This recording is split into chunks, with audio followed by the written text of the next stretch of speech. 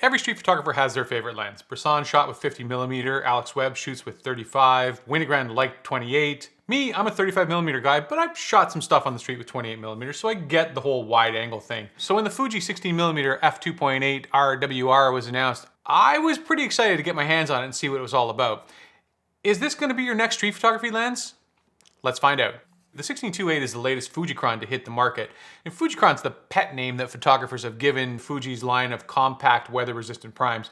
These metal-body lenses all feature Fuji's iconic tapered barrel lens design, and like Leica's legendary line of Summicron lenses, they're all f2. Well, until now. The 16mm actually comes in at f2.8 to keep the size under control, but for all intents and purposes, this little guy is definitely part of the same family, so I'm going to call it a Fujicron even if it is f2.8. You can't stop me. In terms of specs, the 16mm f2.8 is an APS-C lens that has an equivalent field of view of 24mm on a full-frame body. The dust and weatherproof lens is made up of 10 elements in 8 groups, including 2 aspherical elements, and it uses Fuji's Super EBC coating for outstanding optical performance. It's got a maximum aperture of f2.8 for low light shooting, and 9 rounded aperture blades for bokeh peepers to drool over as they're peeping their bokeh. In terms of build quality, this lens is on par with any other Fuji XF lens. It's got a metal barrel and lens mount, but it still manages to come in at a svelte 155 grams. Like all my favorite Fuji lenses, it has a dedicated aperture ring with 1/3 stop increments all the way around.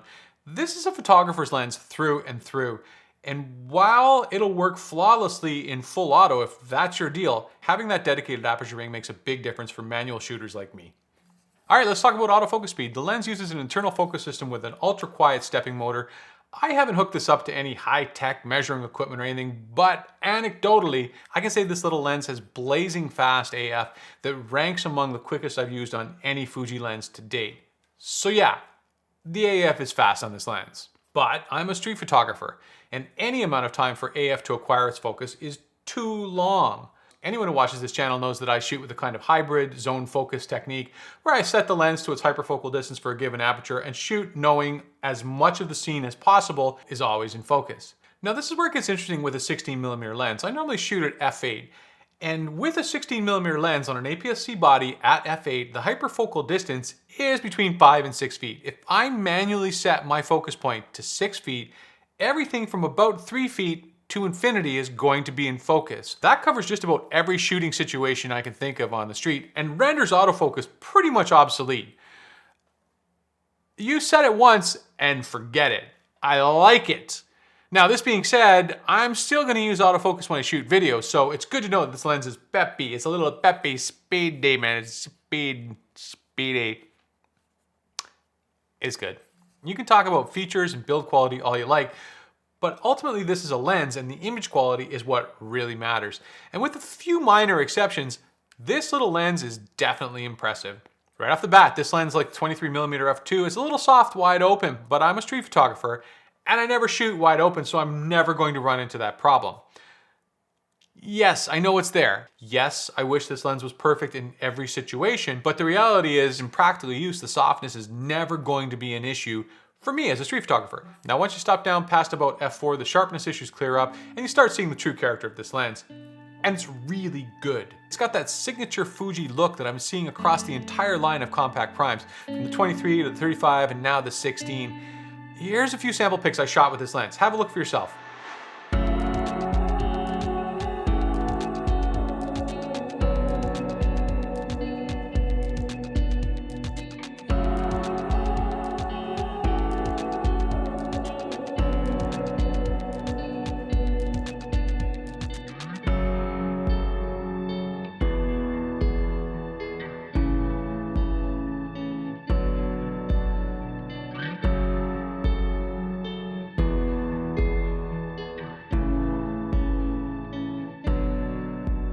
Put this lens in front of the latest Fuji sensor and the images are rich and vibrant with smooth contrast and that 3D pop that's quickly becoming a signature Fuji look.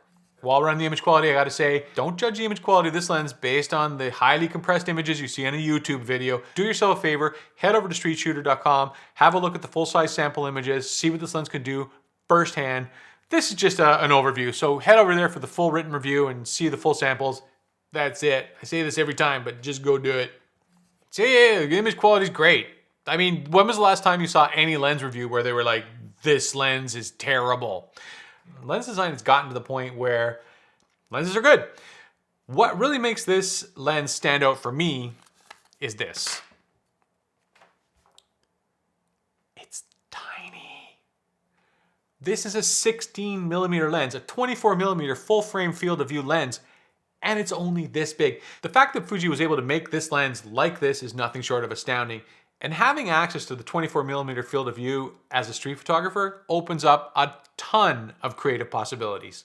A 16mm lens on APS-C translates into 24mm field of view approximately on a full frame camera, and that's an ultra wide angle lens. But is it too wide for street photography? Well, yes and no. The wider the lens, the more of the scene it sees at once, which means everything within the frame's going to be a lot smaller.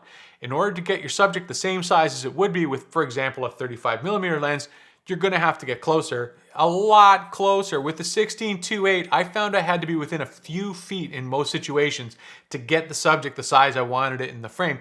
This lens is not for the faint of heart. But the rewards of shooting with a 24mm field of view can't be understated. You're gonna get dynamic compositions with exaggerated proportions, virtually unlimited depth of field. Plus, I like the versatility this lens offers me when shooting in tight spaces, like when I go out and shoot Halloween or different events where there's a ton of people and I'm shooting inside the crowd. And being able to create compositions in tight spaces is, well, it just unleashes a whole new level of shooting that wouldn't be available if I didn't have a lens like this in my bag. So, you know, all in all, this is an excellent versatile lens for street photography, and I'm pretty stoked that it exists.